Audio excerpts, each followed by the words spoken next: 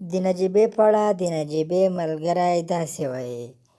یو وخت راته نجيبې زنګ وکړلو، ما ورسره په فلمونو کې کار کولو، چې نجيبې راته زنګ وکړلو راځه چې مرې ته په چکر ځو سبا. ما هم ورسره ومنله، خو ټینګار مې وکړ چې باید واپسې کې راوګرځو ځکه چې زه دلته کارونه لرم.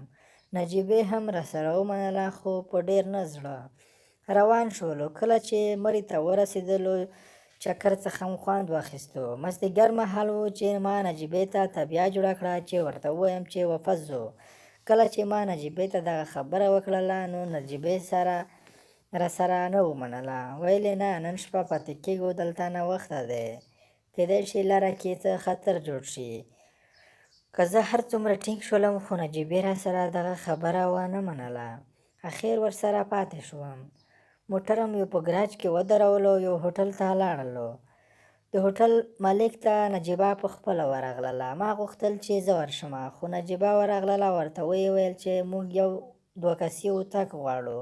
نو زه حیران شولم. ما ویل باید زه او نجيبه یوازې ویده شولو، خو نجيبې ورته د یو 2 کسیز اتاق وویله.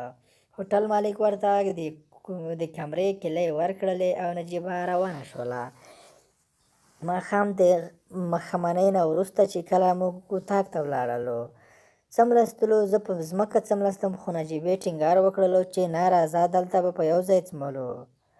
خو اخر یې مجبوره کړلم ورسره څملاستم. کله چې د شپې 9 بجې شولې نو د نجيبې لاس راولګېده. زه لږ حیران شولم. د ځان سره مې فکر وکړلو چې کیدای شي خوب کې وي، خو بیا یې لاس راولګېدل او زما په غین باندې لاس ولګېده. نور مو دوستانو څه ستړی وم، خو اخر نجيبې راته داسې وویل چې که زړه دې کېږي نو راځه چې کار سره وکړو.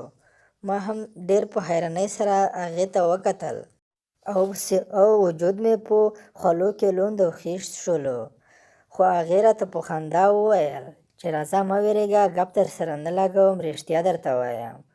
خو نه مو ستړی وم دوستانو، ما ورسره نه منله چې هغې راته خط او پرتوګ دواړه وویستل او په ما باندې د پاسه څملاستله. زما شوق هم راپورته شو او ما هم خط او پرتوګ وویستل. لومړی ځل چې کله موږ شروع وکړله 1.5 ساعت مو کار وکړ. کله چې زه خلاص شولم نو ما سوچ وکړ چې اوس باید ولمبېږم، خو نجيبې وویل نه، دومره اسان چېرته، شپه مو کړې ده، هوټل کې یو، باید چې څو ځله وکړو. 2م ځل لپاره مو هم طبیعه جوړه کړله. کله چې 2م ځل لپاره په نجيبې باندې اخته شوم نو نجيبه دومره ګرمه شوله چې زما مخ یې نیم وخوړو. ان په خولو لګولو یې ستړی شوم، دومره خوله یې راباندې ولګولې. 2م ځل هم خلاص شولم. ما سوچ وکړ چې اوس به نجيبه ستړې وي، ځکه دا ځل ټول کار نجيبې په خپله وکړ. خو نجيبې ویل نه، باید یو ځل بیا هم وکړو. د 3م ځل لپاره مې نجيبې ته وویل چې زه ستړی یم، ملا نه شم وهلی، باید ته خپله کار وکړې. نجيبې دومره تیزه ملا ووهله په خپله، ته به فکر کوې چې سړی په ښځه باندې اخته دی. څه مو ستړی وم. کله چې خلاص شوم نو نجيبې ته مې وویل هیله کوم نور به